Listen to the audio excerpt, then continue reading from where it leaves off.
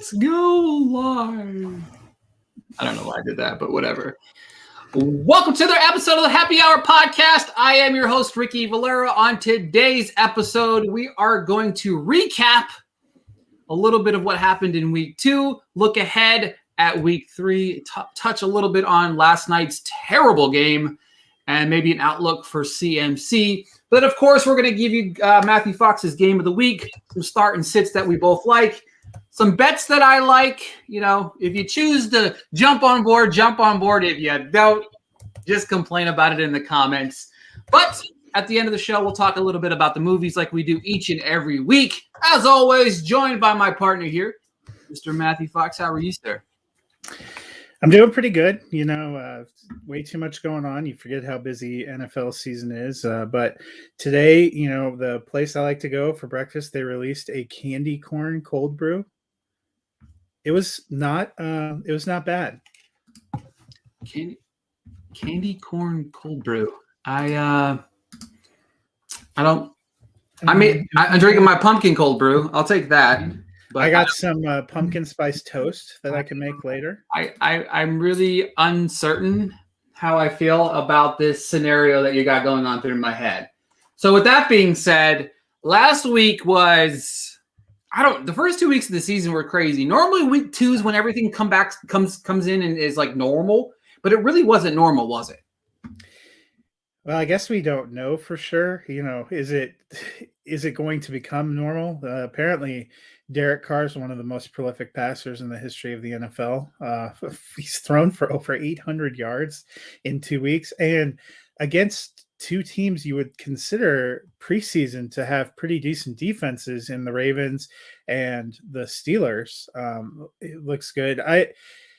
Week 1 is about challenging the assumptions or the hopes you had all off season. Week 2 is usually about discovering what the trends and the reality is moving forward. But I don't even know. This is the first season where we have a 17-game season, and the first season where we had 3 weeks of preseason, and we saw almost no team play regular players in the preseason, unless they were really, you know, trying to prop them up or have some kind of competition. So it could be a couple weeks yet before we, you know, can the real NFL please stand up? It might be October. You're muted. It's pretty crazy to watch it unfold because, you know, some things that seem like slam dunks aren't necessarily slam dunks right now, which is, I mean, it's good. I like an unpredictable NFL just as much as the next guy, right? You know what I mean? It's a blast for me because you never know what's going to happen weekly. But my fantasy teams need some consistency because I'm really struggling right now. You know what I mean? Like I'm high and low. I also realize that I'm in too many fantasy football leagues again, which is a real thing. Next year, I'm serious. I'm serious this time in stating serious this time that I'm going to just leave all my leagues except for like 3.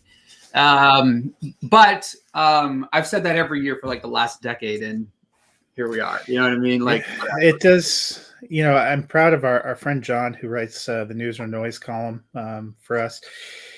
I think he last year was like 50 plus. He said he got down to 30. I said I was going to go deep, and I started the off season shedding some things. And then, you know, you get bored in the middle of the summer because you miss football so bad, and you forget that you're kind of screwing yourself for those happy months of fall.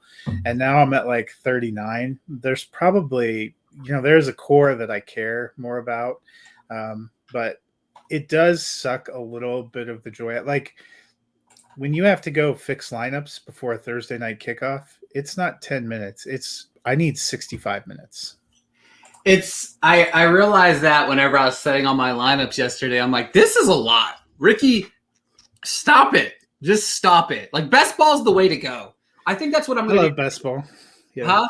I love best ball. Yeah, I think that's the way to go. If you're going to be in a lot of leagues, just do a lot of best ball leagues because then, you know, you don't have to worry about anything. You know what I mean? But you could be like me. I'm in one best ball league. I don't remember what it is, but my God, half the team's already hurt and the other half just stink. So it's like I'm in the mixed bag of just everything sucks. So it's like, well, there went that down the drain. You know what I mean? I'm already 0-2. But I will say this. I actually have better records than I would think by looking at some of my teams so far. Like I'm probably at like 65 or 70% wins across the board in all 9,000 of my teams. So I feel pretty good about it.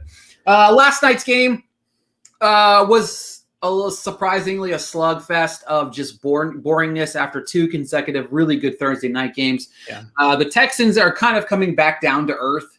Yeah. And I say that sadly because I do think that Tyrod Taylor plays. He's one of the more underrated guys, but I just think it's because of his presence. That guy loves the game of football, and it exudes it whenever he plays. But then, of course, we just run into the issues that we always run into with Tyrod. He is a little bit of injury prone, so he's out again. Davis Mills played exactly like he did in college. Not very good. They wasted a pick on him because he's just not a quarterback. He's just not a good quarterback. He's not going to be a good pro. He's not. He's just not good. Long neck and all. He doesn't have the same ability to utilize that neck that Peyton did for so long. But, yeah, it was a rough game. CMC got hurt. That's a big deal. They're saying J.C. Horn. They're gonna miss. He's gonna miss a couple of weeks, according to a report I just saw right before we hopped on the air. Chuba's obviously the guy to own there, but I think it's gonna be probably a 60-40 split, I'd say, between him and Freeman. And Freeman's actually pretty decent. Like, people forget that he wasn't that bad out there. I mean, you know more than anybody that he wasn't terrible out there in Denver. He's just the odd man out after they did all those stupid signings and didn't retain Phillip Lindsay, brought in Melvin Gordon for no apparent reason. But with that being said, any key takeaways from last night games outside of the injuries? And the fact that the Panthers are legit. I called it. Well, so Panthers, much like how I feel about the Broncos, who I suspect will be 3-0 by the end of the weekend, I would like to see them play a little bit of a tougher slate. Me too. The Panthers have played the Jets, which we think aren't very good, and they play the Texans without Tyrod. Now, I agree with you. Had Taylor not gotten injured, I think there's a chance that the Texans would have started 2-0 because they were playing really well, and they looked like they had some momentum in there, and that was unfortunate. Davis Mills wasn't incredible, but I will say, it looked like they had zero blocking. I mean, he was getting decimated. For sure. B, they could not get anything going in the run game. I love Phillip Lindsay, but they were giving him carries. They were getting nothing. They were giving it to Mark Ingram. They were getting nothing. Those are two brutal things for a young quarterback back there. I am very impressed with Brandon Cooks. I think he seems to be quarterback proof. We probably have not given him enough credit the last 2 years. He looked very good. He's getting his catches. He's getting yards. He's getting you points. He's a safe start despite the situation. I didn't think Davis Mills looked great, but I didn't think he looked terrible. I thought he was a little bit better so far than what we've seen from Zach Wilson.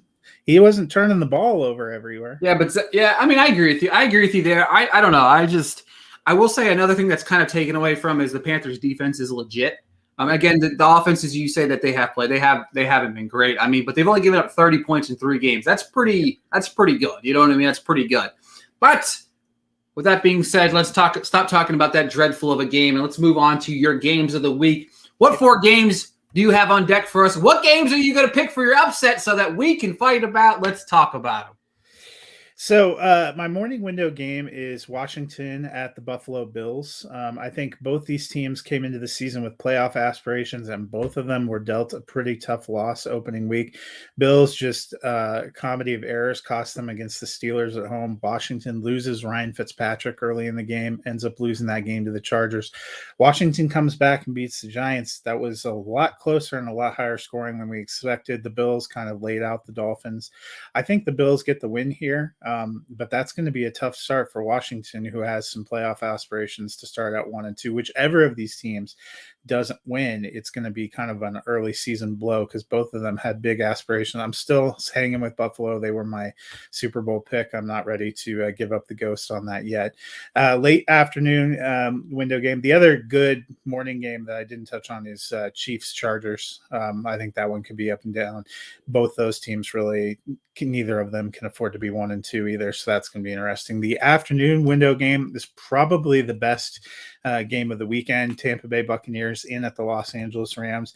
I'm going ahead and making this my upset special. I know that you, the line you found had Tampa Bay -9, but the actual line when they were talking about it yesterday, it has swung way over, and Tampa Bay is like -1.5, -2.5, and usually the home team gets -3 as a default, which means currently, based on betting and what they're projecting, Tampa Bay's a 5 or a 6-point favorite. I think the Rams will get the win at home. I think it's going to be a close game. I know John wants them to win. Maybe they will. I'm going with the Rams, though. So far, I'm 2-0 in upset specials. I picked the Raiders over the Ravens, and then last week I picked the Ravens over the Chiefs. There have been narrow wins, but they've been wins. I think this might be a narrow win. I was giving you a hard time yesterday about the 9 points, but I think the Rams can win. But this feels like a down to the wire, last second kind of field goal game. The Sunday night game, Packers at the 49ers. Packers looked really bad in week 1, looked really good in week 2. They have not done well the last 2 trips to San Francisco. I know the 49ers are beat up, but what else is new? I actually think the 49ers hold on and get the win here. But I think that's going to be a pretty good game. And then the Monday night game, Jalen Hurts brings the Eagles into town to face my other Super Bowl pick, the Dallas Cowboys. Dak Prescott. I can't tell you how many leagues I start you in. Please give me more than the 6 points I got last week. That, I appreciated the win. I picked you guys to win. I appreciate that. The 6 points was a tough pill to swallow. I'm hoping a little bit of a return to form. Yeah, and the teaser you're talking about, I'll touch on a little bit later. I had the Bucks at +9, but it has a lot to do with me flexing a bet and getting 10 points. But I'll give you guys that bet in just a little bit. Transitioning over to some start sits of the week. I'm going to kick it off with my starts that I like this week. I like Justin Fields.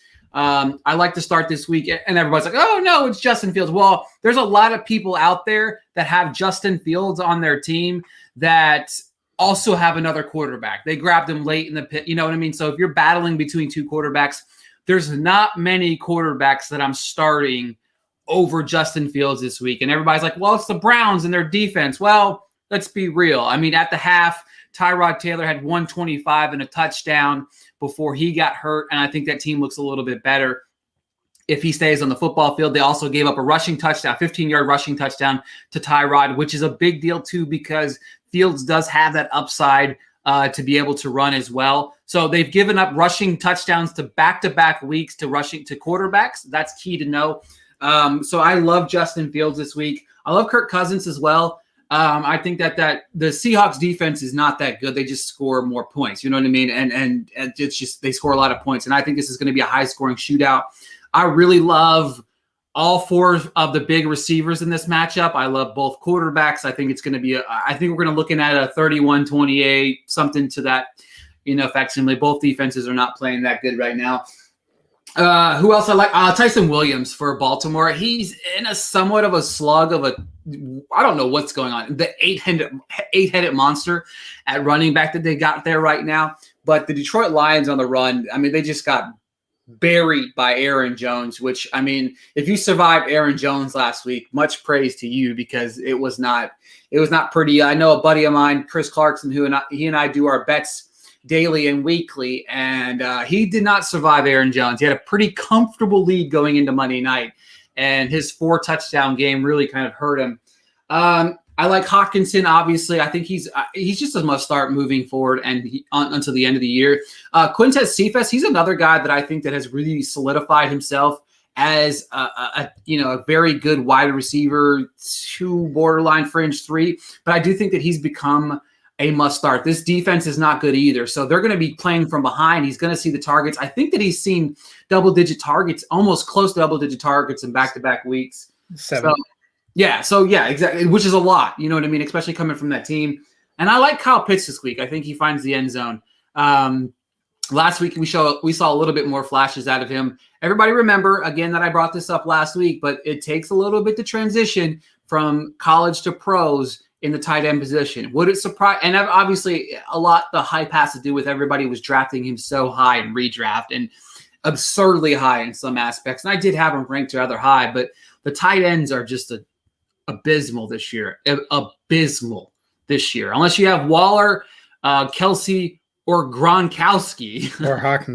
Or Hawkinson, you're really kind of struggling week to week. But I still think that the tight end position is going to iron itself out over the next couple of weeks a little bit too. We might see a little bit more. I expected to see a lot more of George Kittle. But give me some of your starts for the week. Yeah, well, first I'll throw a little bit on yours. So, our good friend Matthew Bruning, huge Cleveland Browns homer. He actually has Justin Fields ranked as QB 12 this week. He's on the same train as you. He thinks he's going to light it up. I have him as QB 24. I think he can be good, but I still think it's part of me. I don't trust the Bears play callers. I think it's just I think the rushing upside is where it kind of reels me in a little bit. Yep. So my starts this week. I don't know what went wrong in my life, but I have watched 2 complete Giants games the first 2 weeks of the season. You're welcome, New York. That's 2 more games than I anticipated watching of the Giants this year. You're welcome, New York. And Daniel Jones was QB 14 against the Broncos. He was QB 4 for the week against Washington. This week he gets Atlanta. I put him at QB 11. I'm rolling him out there. He has seemed to curb the turnovers. This is actually the weakest defense he faced. Now watch him roll out there and throw 5 interceptions, make me look like an ass.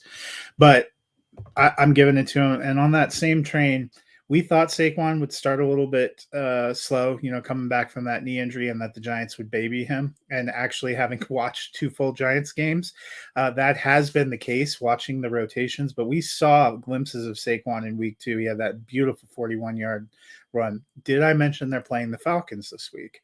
I have moved him back up into my top 12 running backs just barely. I think he'll be, I wouldn't be surprised, like RB 11 to 16. That's way better than what we've seen the first couple of weeks. I think he may still only get 20 carries. You don't need more than 20 carries to get 100 yards against the Falcons.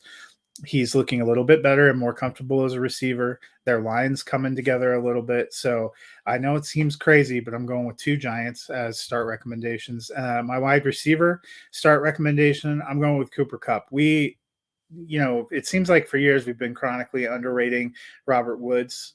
We thought both those guys would probably be somewhere in the mid to low end wide receiver 2. Cooper Kupp looks like the man with Matthew Stafford. His target share is twice what Woods is getting, and he's making a great strides with it. Tampa Bay, they have a great front 7, but their back end is beat up and a little bit weak. I think Cooper Kupp's going to eat this week. So he's a start. And then from that same game, Rob Gronkowski, there was a time where he was the best tight end in football. He kind of got away from that. Then he retired. Came back last year. We didn't really see a lot of the Gronk of old. People went all in on him on the offseason. We didn't really totally see it. Started to see it in the playoffs. Saw it for sure in the Super Bowl. And that has carried right over. Brady's looking for him. He has 4 touchdowns in 2 games. There is no conceivable reason you shouldn't have him in your lineup. I have a friend in our work league. She has had him on the bench 2 weeks in a row because she has Kittle as her other tight end, starting Kittle. And both weeks it's been like a narrow loss. Gronk has to be in there. He's starting tight end. I think he's looking like a top 5, one of those most bankable guys. He's getting the red zone targets. He's getting love from Brady. He looks like vintage Gronk.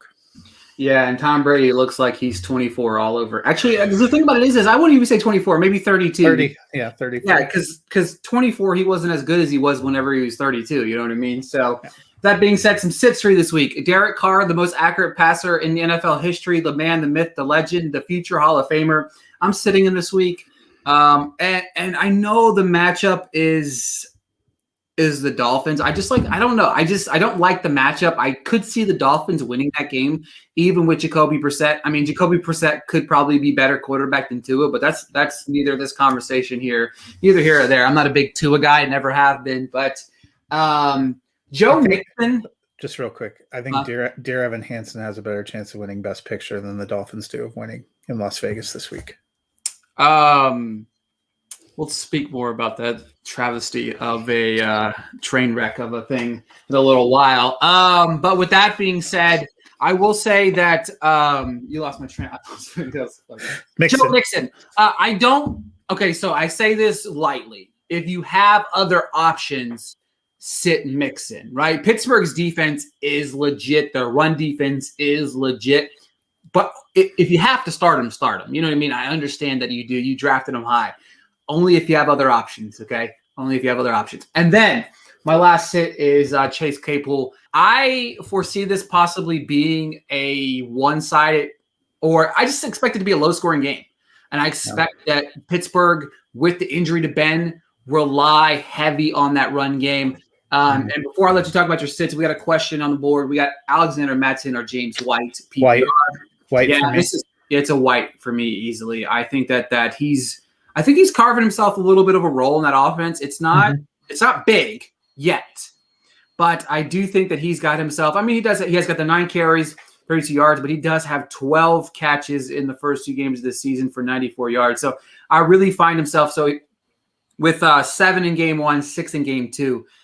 He's catching he caught every ball thrown his way target-wise except for one. So it's definitely White for me. I think that he is the running back in that offense to own, really. Harris has his ups and downs, but he scares me. He does. He's he's good. He's a fringe RB, he's a RB2 guy, but definitely James White. I think that he's gonna get double-digit points this week. Whether how he gets it, it's never going to be pretty. But if you expect in a PPR league, you're probably going to get 4 or 5 points just off his catches alone. So I like that there. White and Harris are probably the only Patriots I feel comfortable considering to start right now, because Mac Jones has been fine managing games, but they don't have huge upside. He's not going to run for you. And we had high hopes for those tight ends, but that passing game just isn't consistent enough to sustain them. They're not getting the touchdown looks, which is what you really need. Getting 3 catches for 43 yards ain't going to get it done, even in the state of tight end. And what's sad about that as well is not through 2 games, they don't have one receiver over 100 yards. So, and their leading receiver is James White. So that actually feeds right into my sits. One of my tight end sit this week is Hunter Henry.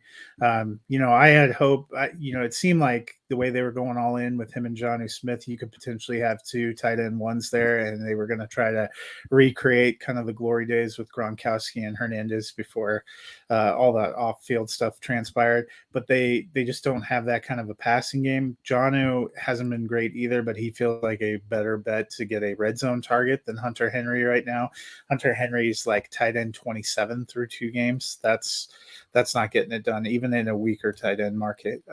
My quarterback and receiver sit recommendations come from the same team, and that's the Cleveland Browns. Baker Mayfield, I was bullish on him going into the season. I think he's been a case where he's been better in NFL terms than probably for fantasy terms. Jarvis Landry's on the shelf now. OBJ is my receiver sit because he looks like he's on track to play. He tore his ACL mid-October, so we're only around 11 months. They've been easing him back. He hasn't been ready to go yet. I don't think he's in for a huge game this week. I think the Browns are going to lean on the running game. Baker's going to do what it takes to help them win, but it's not going to be a high-flying offense, and I don't think we're going to see vintage, mid-2018 OBJ right now.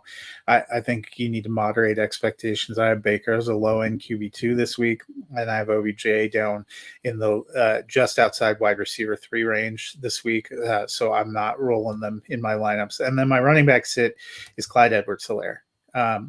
2 off seasons ago, he was the top draft pick, and we've had a lot of high hopes based on his skill set and the potential of being a 3-down back in a high volume offense, but that just hasn't materialized.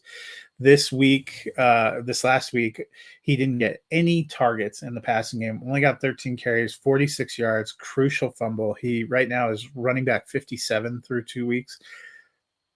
You probably were relying on him to be one of your top 2 running backs, so it's a blow, but let's get real. You might have a better chance picking up and rolling Cordarrelle Patterson than the points you're getting from CEH right now. They're not even trying to run. He's a non-factor in the passing game, and he's no lock to get goal line carries because Darrell Williams got the goal line carry last week.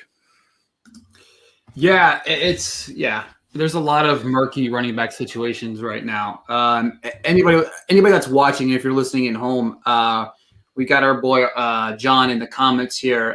He writes one of my favorite weekly columns, and it's over there at the Music City Drive. And the news and noise article is really fun.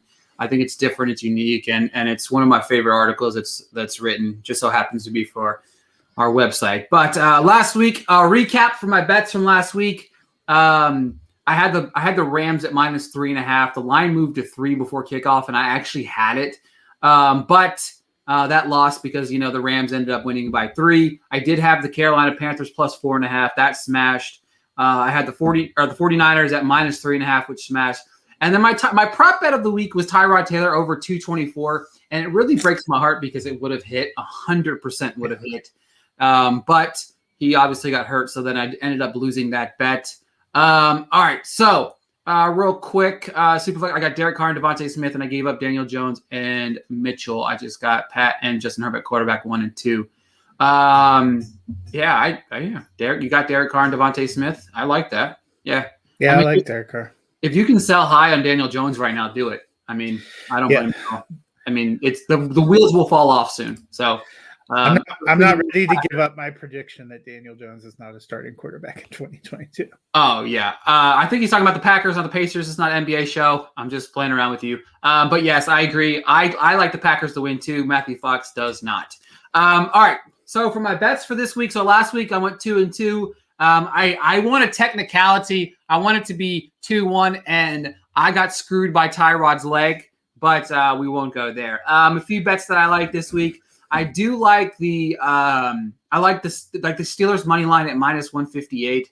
I do think that's I don't understand why it's so low. Obviously, I guess maybe the potential surrounding of Big Ben. I just think they're a better team top to bottom than the Bengals are, and I think they'll win that game. I also like the Steelers -3. I like that bet a lot.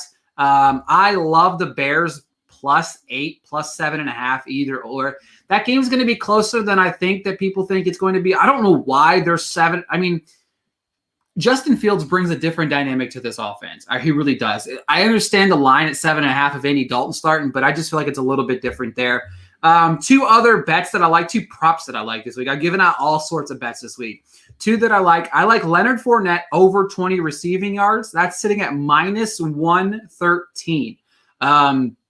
It's just something that I had my eye on whenever I saw the bet. I could not believe it was that low. You can flex that a little bit. I think the line's at like 24, 25 the last time I checked. But through 2 games, Fournette had 27 and 24 yards catching. And I think this is going to be a little bit more of a potential shootout here because the secondary of the Bucs is not that grand. And you can't trust Brady and them not to score at least 20-some points. So I think the ball's going to have to be thrown a lot. And another prop from that game that I really like, Matt Stafford over 1 interception. It's 0.5 interceptions is -132. It's going to happen. I believe he'll throw an interception, tip ball, however that interception happens. I do think that he's going to throw an interception, and I do think it's going to hit. One more before we move on to some of Dfs plays real quick. There's a 4-leg parlay that I like. Okay, so what you do is you take the Chargers. I think it's +6.5, and then you take the Packers +3.5. You take the Bucs, which is now at -1, so it'll go to they're favored by -1, and then you take the Colts +5.5. You put all 4 of those together, and then you get the 10 points from the parlay on Barstool, and you get the Chargers at +16.5. Packers at +13.5, the Bucs at +9, and then the Colts at +15.5. And you get if you put all those together, you get a +125 bet. I mean, you're looking at easily doubling your money, a little bit over doubling your money on that bet. I threw some money on it earlier in the week whenever I could get the Bucs line.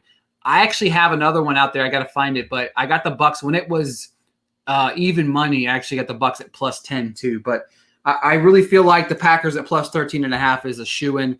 The only one that might scare me a little bit is the Colts one at 15.5, but I really feel like that could be it's going to be close ground and pound. I think Henry rushes for probably 1.3 trillion yards this week.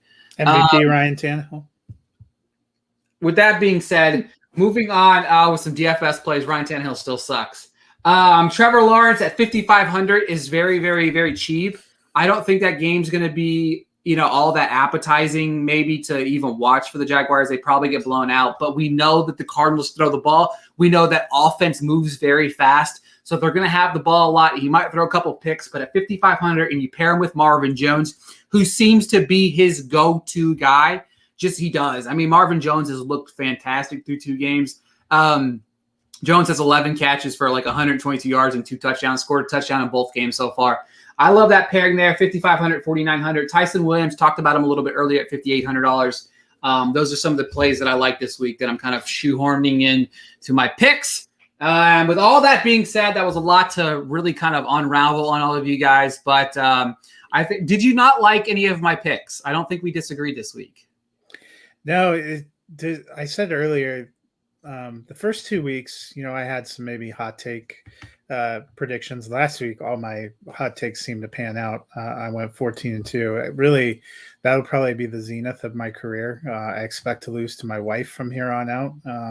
But this week felt a little more straightforward to me. It was hard to really find ones you feel good about an upset. The Rams, I picked as an upset. They're probably a nominal upset. Both those teams are good. And the Rams are actually at home. It feels like a more straight up week, which probably means next week we're going to be talking about all the incredibly wild things we saw happen. Yeah, exactly. I mean, I fully expect to be talking about how the Jaguars beat the Cardinals. We had the Jets beat the Broncos. We had, you just had a bunch of upsets happen this week that really make everybody fall off the rails. So, if the Jets beat the Broncos, I'll be wearing all black with a black face shroud next week. All right, folks, that's it for the football portion of the podcast. If you want to stick around, we are about to go over some movies that are coming out this weekend, maybe some movies that we watched recently that we did or did not like, or we're going to touch a little bit on some TV shows or something like that maybe that you should be keeping an eye on as well. Matthew Fox, have you watched anything this week that really caught your eye? So I think you and I both saw the movie Mass, which is coming out October 8th, I believe is the wide release date. It's limited release 8th, I heard. And then wide release is going to be the 29th now. Why can't we have good things? Well, that's awkward, right, for Halloween.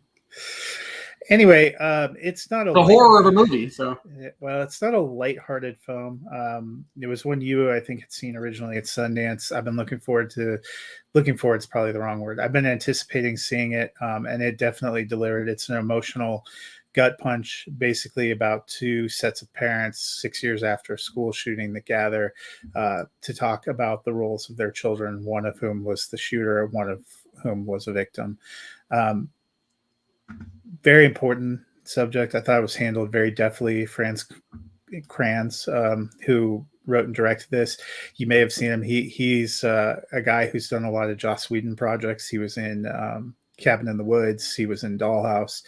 But here as a director, a writer or director, I was very impressed with how the movie was put together and the pacing, and the lead four were incredible. I don't think I've seen Martha Plimpton in something like that before. She was really good. Ann Dowd, who is incredible in almost everything. Jason Isaac. It was very emotional. It's a tough film to watch, but it was incredible, and I think it's rightly going to be in the Best Picture discussion. So I was talking to somebody else about this, and I saw it at Sundance. The first time I watched it, I liked it, but I didn't love it. Right? I didn't really like the ending. Second time I watched it twice in 24 hours. And I think that this is one thing that I'm going to take from this experience was I watched it during a festival. During a festival, you can watch upwards of 15, 20, 30 different films in a week time frame. So I didn't think that the first time I watched it, it really sat with me. I didn't get a chance to sit with how I felt about the movie, right? And I watched it recently. Rewatched it this past week, and I was floored. There's a few things that I think that need to be pointed out. One, this is not a political movie. Okay, it's not a political movie. It highlights at some aspects, but it really fastly reels it back into the heart of the story. And I think this is it's a very important film because it highlights two people in two different walks of life, two different brackets of life, handling grief. And actually all four of them are handling it in different ways, right? All four of them are handling what transpired in different aspects. And the thing about it is it's not flashy. There's no action. There's no flashback scenes. There's no It's 4 people in a room acting their asses off. And there's several devastating scenes in this movie where you're just I cried I cried like a baby in some of them, especially whenever there's a scene kind of when Isaac's describing what happened to his son. But I think the one thing that when you watch this is you pay attention to the words. They're powerful, but you don't know what as a parent, as a parent myself, they hit you a little bit different because you put yourself in those shoes of what would I have done on either side of this thing. But then there's one scene where he describes the death, but then whenever they go back to the dad, and I'm trying to remember off his head, I think it's Richard, when he goes back to Richard, he describes what happened to each one of the kids. He knew, right? You know what I mean? Like he knew. And I just felt that emotional presence because, you had Gail and Jay seeking that sympathy. They wanted something from that family that said, we're sorry, but we can't say sorry because we didn't do it, but there was something there. And I felt like that moment, it was just beautiful. It's a beautifully told story. The screenplay should be up for a nomination. It should be in the Best Picture conversation. I don't think it's going to get anything, maybe supporting actress if we're lucky, but I don't know this film is going to really, it's not an easy watch, man. It's a hard watch. It is. And ever since I've seen it since the first time I saw it, it's sat with me. It's a movie that now that I've actually sat with it and actually got to feel everything without knowing that I had to go watch another movie in 15 minutes. I think it's my favorite film since I saw The Father. And then prior to that, Parasite. I ended up going from a 4 to 4.5 to I did give it 5 stars. I think it's one of the best movies I've seen. It just blew me away, and it's just seek this movie out. You know what I mean? And I think the important message to get across is it's not a political film. It's not a political film, and it handles it beautifully. That's what I like when you talk about it. We get a lot of media things that deal with school shootings because unfortunately that seems to be a reality of our world. As somebody who lives in Colorado, we've had our fair share of incidents that are always you move past them in news cycles. What I liked about this was it wasn't, as you said, about a political stance, but the long-term impacts of both grief and guilt, and how that really leaves a devastating path in the wake of these incidents for those who move on. Last year, the one that won for Best Animated Short touched on this subject and you can find it on Netflix. I think it's called In Case Something Happens, I Want to Tell You I Love You. So it had like a really long title. That should have been my clue of what it was, but I remember putting it on like in the background while I was working on something because I was just watching all the award nominees and then realizing what it was going to be about and just having to close my computer and look at that. It was very beautifully done. This is more like the live action kind of long form of that, but both beautiful, and I hope it does get some recognition. Very powerful job by all the actors involved, especially handling a subject that's not an easy watch. Some other things coming out this weekend. We have The Starling. It came out on Netflix. I enjoyed it. I thought it was okay. I didn't think it was great. Nothing groundbreaking, but it's an easy watch. If you miss, speaking of another movie that we both loved, Promising Young Woman is hitting HBO Max this weekend for the first time. If you did not catch it during the, obviously whenever it was out on VOD or anything, or you didn't buy it or you didn't rent it, it's available for free as long as you have HBO Max, obviously. But it's available for free on HBO Max now. Very excited. Check that out.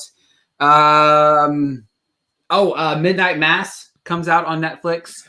I watched the entire season a couple weeks ago. I loved it. I was not a huge fan of the first House on Haunted Hill. I wasn't a big fan of either one of those that Flanagan did. But I love this. I think it's great. It's an interesting look at religion and it's very dialogue heavy from start to finish. And it's something I love a good dialogue. I love a good show that just lets the dialogue tell the story. And it's one that you have to pay attention to because you might miss something, but I loved it. I love the entire season. I might have to rewatch it just because whenever I have time, I don't know what that is, but whenever I have some free time, I might rewatch the season. But you're nothing but free time in football on award season. Yeah, exactly. And exactly. The award season's just kicking off. So, yeah. You're really going to make me talk about it, aren't you? Well, so we've been joking all week. Ricky saw advanced screening of Dear Evan Hansen. Obviously, is a very popular Broadway show that's become a film adaptation. My wife's been really looking forward to it. So I have just under 2 hours until my screening kicks off. Some people, our friend Jacob at the site, he loved it. He wrote a really nice review that you can check out. Other people, our friend Amanda didn't really care for it. Emma didn't really care for it. I saw her review on Letterboxd. You didn't care for it, but your review was incredible. So I've got a lot to say about this movie, but I truly think it's one of the most ill-advised movies that's ever been made. Evan Hansen is the most unlikable character I've ever seen in any movie, and not in a good way. You know what I mean? Like, there's good villains, there's good antagonists, there's good whatever you want to call them. There's good, there's good D's in these movies, and you can hate a character, but it doesn't. That means they're doing their job. There's so many good TV shows where you hate the character, but it automatically makes me think of Oliver from the OC. I hated that character, but it was great acting. You know what I mean? And great writing. This is, in this day and age, mental health it's still not taken seriously enough, right? We don't take mental health serious enough. But the core of this story is a man who lies about a relationship of somebody that killed themselves. And you could think of, it's comforting to the family or whatever. No, it's about selfish.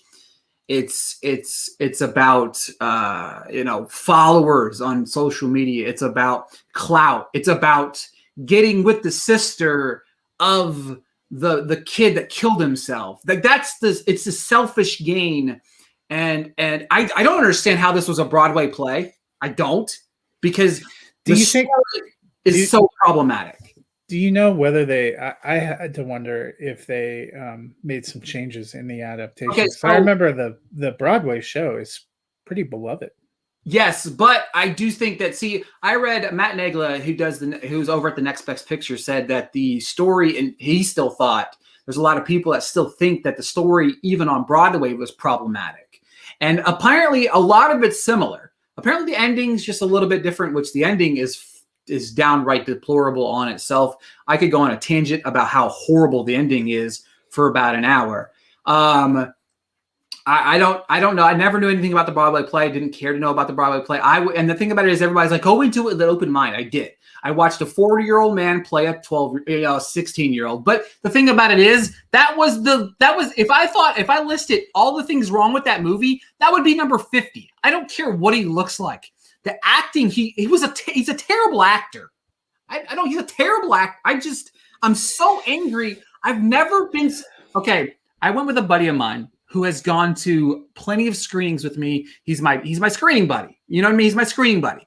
He goes anytime I go. He walked out of the theater, guys. He walked out of the theater. He says, I cannot do it. If this was not a press screening, I would have walked out myself. It's one of the most disgusting, deplorable, downright just vile films I've ever seen in my entire life. Part of me wonders if Ben Platt isn't just gifted at being that. So he headlined a Netflix show that I did not care for I think it's called The Politician. Mm-hmm. Somewhat similar too, in that, it starts out, he's supposed to be in high school. It's a tough sell. But that one is supposed to advance to that was my huge day. I watched the first 2 episodes and I'm like, no one here is likable, and he's probably the least likable of the lot, and I bailed. But maybe that, some people that's their gift, to try to take unlikable characters and make the audience care, because it's interesting to me. It seemed like Jacob not only cared about the movie, but was really drawn to the lead character. And Christian had a similar review. So with Jacob, he has a connection to the story because he was a fan of the Broadway play and the songs and the music. And I really don't want to say how I really feel about people that do love the story. I don't want to, because it's very downright mean. But for me, it doesn't work. It doesn't work. I'm seeing red right now. I've never been so angry at a movie in my life. Seems like it's going to be polarizing, but either way, if you're choosing to see it, I think this is a note of caution about the topic. I think a lot of people saw the trailer and were like, oh, it's a fun musical from Broadway about a high school kid. I actually didn't know what it was about until I started seeing some of these negative reviews, and I had to look into it. I think it is worth a note of caution. I thought you brought up a real good point, that a lot of people go into these movies cold, don't like to have things spoiled for them in this kind of, we give the entire plot of the movie away in a trailer era that we live in. Yeah. Sometimes you do need a little bit, that's why we describe to you what the plot of Mass is, because it's a great movie. It's very powerful. We hope you enjoy it and get to see it, but you should definitely know what that is about, because these can be triggers for some people. And I think that those are some of the important things as we get into this season. You start to get movies, even Promising Young Woman, which we both love, and we had there are some triggering things in there. If you are somebody who has dealt with sexual assault in the past, that may not be the movie for you. Yeah, it's very triggering. And I did find out, I tweeted out something after on Tuesday that said Universal to make sure they should do it on the front of the movie too. I'm sorry, they should have it on the front of the movie, but they did put the suicide hotline at the end of the movie. I'm thinking maybe, look, I'm not going to sit here and say it was my tweet, but what I'm saying is I'm wondering if the screener version of the movie and what played in theater, they are different. You know what I mean? They are different because you don't get trailers, and I sat through the entirety of the credits. And that was one of the biggest complaints. Whenever you go to these screeners, I go as press, and the other people that are there, I went with a high school film. There's like a high school film student class that was there as well. There was people cheering, clapping throughout the movie. But when you go to these, a lot of these people are just excited to see a movie early. So there's a lady that takes down thoughts and reviews, hey, what did you think of it? This was one of the first ones I've ever been to where it was very divisive. That was bad. That was not good. It's very problematic. And of course, there's people that love it. Whatever. But for me, that's one of the first things I noticed. You have to. I mean, first off, the movie is based on a suicide, right? You know what I mean? It's based on a kid that kills himself. You have to recognize that, understand when you watch the movie or watch the trailer. It doesn't really highlight that exactly. You know what I mean? And you're right. It's triggering. It's 100% triggering. But I just can't. I've never been so angry in all my life. I don't know how this got made. I don't know who greenlit this. We all know why Ben Platt played the role. Everybody says it's because he played the role. No, it's because his dad produced the film, but that's beside the point. If I had any recommendation, I would not recommend anybody to see this film. I can't recommend this movie. I can't retweet a good review. I can't. I feel I didn't retweet Jacob's review. I will not. That's what I'm going to leave it at, because I can go on a rampage for hours about my hatred for this despicable film. Next week, what movie isn't coming out next week is the question. There's Venom's coming out, I think. Addams Family, Many Saints of New York, Jesus Music, the documentary about Christian music, and then of course Venom is coming out next week as well. Also, and the most incredible Thursday night football game, Jaguars at Bengals. And then also coming out next week, I think is Titan. It's coming out in limited release, been applauded by everybody at festivals, or they've been walking out of it very weird by that one. Also, there's a movie coming out, very limited release on Friday. Hoping it's coming on VOD or something. It's called Old Henry. If you're a fan of Westerns, check it out. I loved it. It's debuting, or it's not debuting at the festival. It's debuted at a couple different festivals. So good. And I'm not a huge Western guy. But with that being said, I ran it so long. This went longer than I normally wanted to go, but I am on blame myself. _ Matthew Fox at Nighthawk7734. This will be the last time I ever talk about Dear Evan Hansen. But in all honesty, if you really want to read my most creative review that I've ever written in my entire life, go read my review of Dear Evan Hansen, because it was awesome. It was good. The North American Film Critics gatherings are going to be great when they come out. I will automatically ban that movie from existence.